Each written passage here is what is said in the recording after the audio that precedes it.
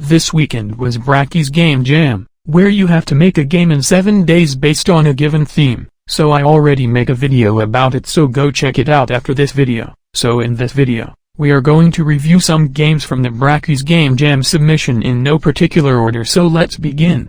So the first game is going to be my friend's submission, that is Chaotic Cryo. It was a very chaotic game, but there are so many glitches, like this zombie one, and more, and I don't know what the objective is, and we have very limited ammo, that is 5, and I am serious, only 5. Besides, I loved the song so much and the idea that you can control the bullet, so you can download and rate this game using the link below. And the next one is Geometry Chaos. I know the name of the game sounds interesting, but when I played it was really interesting. Everything feels so perfect, like animation, polish, and I especially love the tail behind the mouse. But the only drawback I see is that the controls seem very difficult to me. Besides that, the game was amazing. So the next game is going to be Alth's Adventure. Well, this game was perfect, like everything was too perfect, can't say anything about it.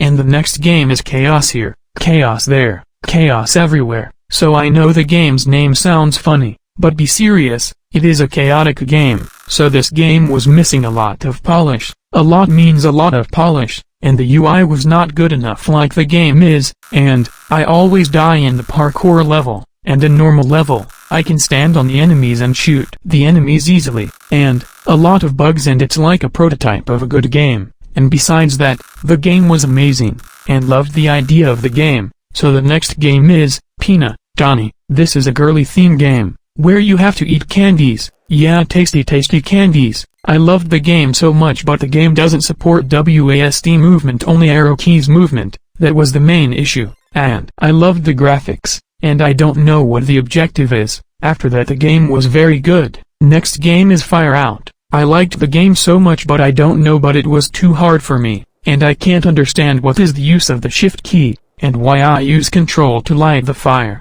I want to press space to light the fire, and control to extinguish it. Suddenly I press space instead of control to light the fire. I mean, it was not friendly for the keyboard. After this, overall, I liked the game. The next game is Survival and Chaos. This game was but a little bit boring too, because I can't move my character, and it was also lagging a little. Besides that, the game was great. So the next game is Ghostbuster. It's a simple game. We have unlimited ammo, so we can use an auto clicker, but at one time, the ghost is that fast you can't do anything. So a child can also play the game, and it's lacking a lot of polish according to 1 week time period. By the way, I liked the game so much that I play this game more than any other. So the next game name is Double. This game, well, customizable character would be nice, and can't use WASD keys. We have to use the arrow keys, so it was a little bit difficult, and I found crashes, bugs. Besides that, loved the game. The next game is